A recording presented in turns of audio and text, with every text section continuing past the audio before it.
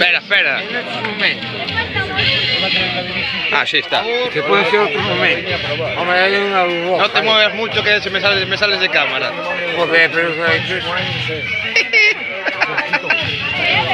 ¿Qué? Los jefes pagan al final del mes, de vez en cuando. Vamos a hacer una toma así por abajo. Entonces, nosotros los republicanos y el proletariado. Te quedan 14 minutos.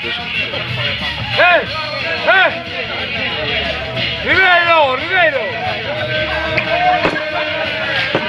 Va a ser el vídeo. Os voy a presentar uno de Carnosa. ¡Rivero!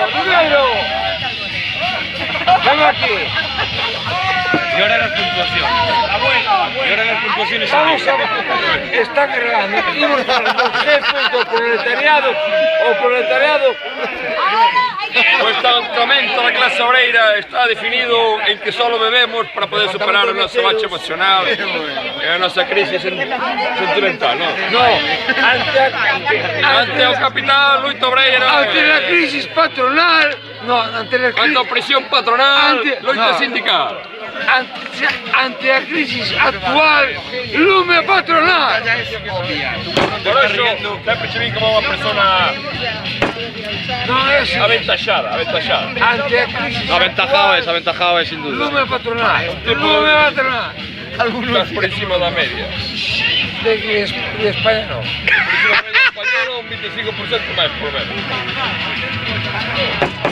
Bueno, ahora Para ya con la botella, joder. La botella. Hai fondo. A ver, ¿qué? ¿Nada más? ¿Algo más? No hay un fondo ahí. A ver, diga ya. Es el Eliseo, ¿qué pasa ahora? Reivindicamos o noso dereito a tomar as copas en paz, en salud e en dignidade.